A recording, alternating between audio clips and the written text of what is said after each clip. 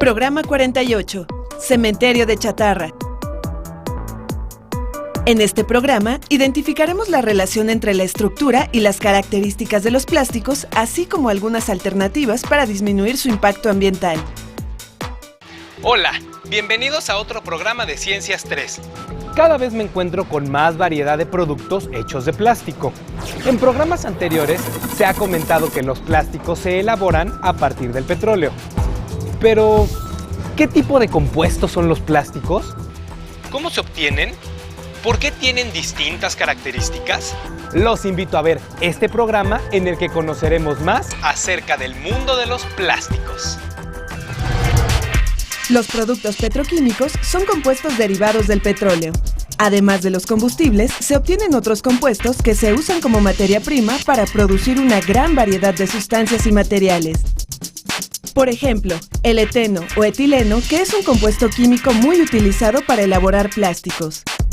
Este compuesto está formado por 2 átomos de carbono unidos con un enlace doble y 4 átomos de hidrógeno.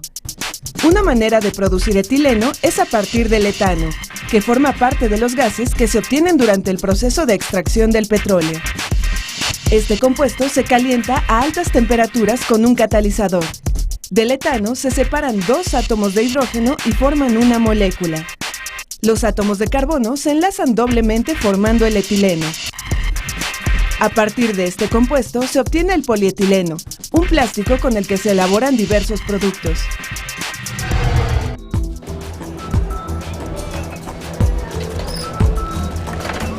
¿Recuerdan que el responsable de la maduración de las frutas es el etileno? Muchas gracias. ¿Pero el etileno es un gas? Entonces, ¿cómo es que a partir de este compuesto se elaboran algunos plásticos? ¿Cómo se procesa el etileno para elaborar este material? La existencia de un doble enlace en el etileno permite que con el uso del catalizador adecuado puedan unirse entre sí las moléculas de este compuesto. Las líneas de los extremos representan los electrones disponibles para formar nuevos enlaces. Un polímero está formado por muchas unidades llamadas monómeros. El etileno es el monómero del polietileno. En los polímeros, las moléculas de los monómeros se unen entre sí formando largas cadenas. Los polímeros tienen distintas características. Los hay rígidos, flexibles, transparentes, opacos, elásticos. ¿A qué se debe que existan diferentes tipos de plásticos?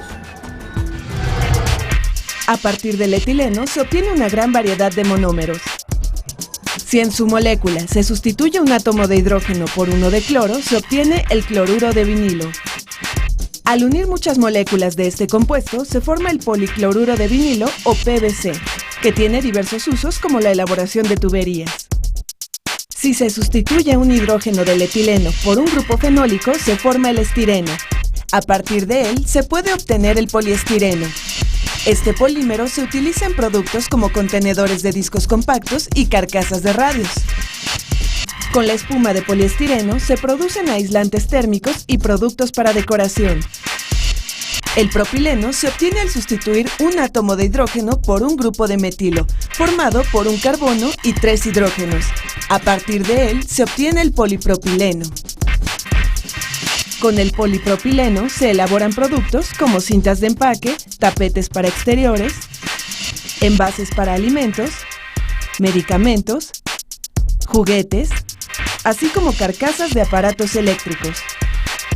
Si en el etileno se sustituyen los 4 átomos de hidrógeno por átomos de flúor, se obtiene el tetrafluoroetileno, con el que se elabora el politetrafluoroetileno, mejor conocido como teflón.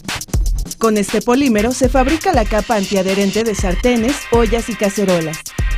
En medicina se utiliza para la elaboración de implantes y prótesis como válvulas del corazón. Gracias a las características de algunos polímeros, también también podemos divertirnos. Pero no todos los objetos de plástico rebotan ni son elásticos. ¿A qué se debe esto? Algunos polímeros pueden ser estirados varias veces sus propias longitudes, pero recuperan su forma original sin una aparente deformación. Estos compuestos se conocen como elastómeros. La propiedad común en estos polímeros es que son elásticos, pero esta característica se modifica con el cambio de temperatura. Veamos. En el caso del hule natural, la disminución de la temperatura causa que el polímero se torne rígido y quebradizo, por lo que su propiedad elástica disminuye. A temperaturas elevadas, el polímero se ablanda y se hace pegajoso. La primera fábrica que utilizó hule natural para elaborar ligas, tirantes y recubrimientos de gabardinas se enfrentó a problemas similares. Charles Goodyear fue quien descubrió cómo mejorar las propiedades del hule. De manera accidental, derramó una mezcla de azufre y hule natural sobre una estufa caliente. El producto obtenido resultó más resistente a las temperaturas y a la tensión. ¿Qué ocurrió con el hule y el azufre? Las moléculas de hule natural son cadenas lineales de poliisopreno. Los átomos de azufre se adicionan en los dobles enlaces del polímero y forman uniones entre las cadenas. A este proceso se conoce como vulcanización. Sin embargo, si aumentan las uniones entre las cadenas de los polímeros, los plásticos se tornan rígidos. Tiempo después, se sintetizó el primer sustituto del hule natural, el SBR, utilizado en la fabricación de llantas.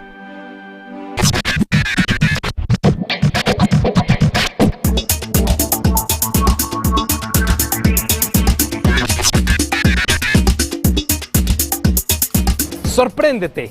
Para elaborar chicles se utiliza el mismo polímero que para las llantas. Antiguamente, la goma de mascar se elaboraba a partir de un hule natural. Por ejemplo, los mayas mascaban la resina del chicozapote, aunque era difícil de masticar. En la actualidad se utilizan polímeros sintéticos como el estireno butadieno, que se mezclan con otros ingredientes como azúcar, saborizantes, colorantes y glicerina que proporciona a los chicles mayor suavidad. Algunas marcas usan edulcorantes sintéticos como el aspartame en lugar del azúcar. Hemos visto que muchos artículos son hechos a partir de polímeros y elastómeros. Algunos de ellos son utilizados para fabricar ciertas piezas de los automóviles como las llantas o las bandas. ¿Qué otras partes de un automóvil están hechas de plástico? De las casi 5.000 piezas que forman un automóvil, entre 1.500 y 1.700 están fabricadas con plástico. Los plásticos han sustituido el uso de muchas piezas de aluminio y acero, ya que son resistentes a la corrosión, livianos y más fáciles de moldear. Por ejemplo, las fascias están hechas de un polímero de acrilonitrilo butadieno estireno. Los tableros se recubren con una capa delgada de PVC para brindar un tacto suave. Los faros están fabricados con policarbonato. Las caras laterales de las llantas y los limpiaparabrisas están hechos de poliisopreno. Las cajas de los acumuladores están elaboradas con polipropileno. Las mangueras de polisulfuro. Y los asientos se rellenan de poliuretano. El uso de los polímeros hace que los vehículos sean más ligeros y consuman menos combustible por kilómetro recorrido.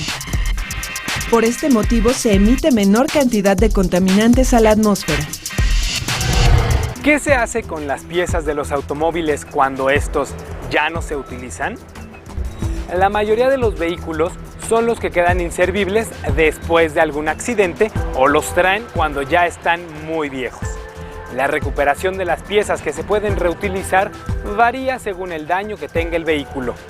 Las piezas prefabricadas con plástico que más se reutilizan son las bases de los espejos, los asientos, las tapas de las portezuelas, algunos cables, las molduras y a veces las fascias y las llantas.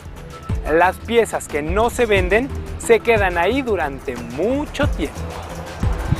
Son muchas las partes de plástico en un automóvil y por lo que se ve, tardan mucho tiempo en degradarse. ¿Se puede hacer algo para evitar que se sigan acumulando estos materiales? Acompáñenme a ver la siguiente cápsula. Una desventaja de los plásticos es que permanecen inalterados durante mucho tiempo. Debido al gran tamaño y complejidad de las moléculas de los plásticos, los microorganismos responsables de la degradación de desechos sólidos no pueden transformarlos. Esto favorece su acumulación. Por esta razón, es importante que todos contribuyamos al cumplimiento de la regla de las 3 Rs: reducir, reutilizar y reciclar. Para favorecer el reciclaje de los plásticos, en los objetos se incluye un código numérico del 1 al 7, de acuerdo con el polímero del que estén elaborados. Con un 1 se identifican los fabricados con polietil entereftalato.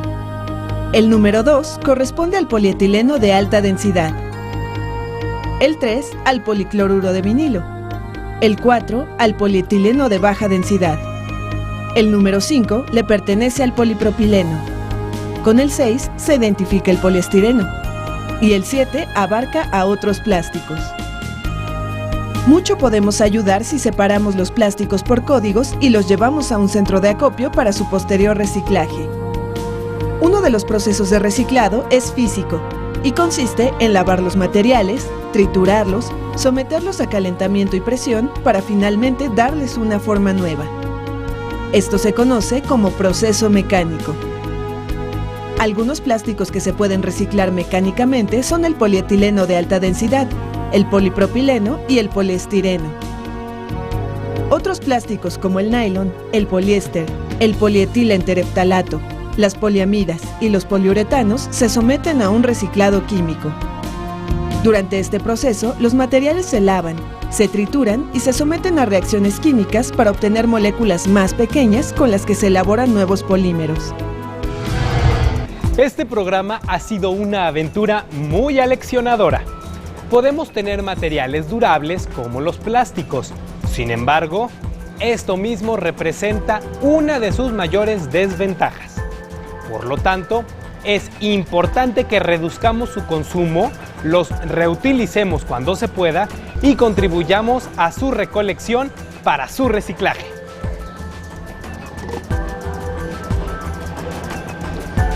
Con la participación de todos, podemos evitar el uso y desecho indiscriminado de plásticos. Quizá algún día desaparezcan los enormes cementerios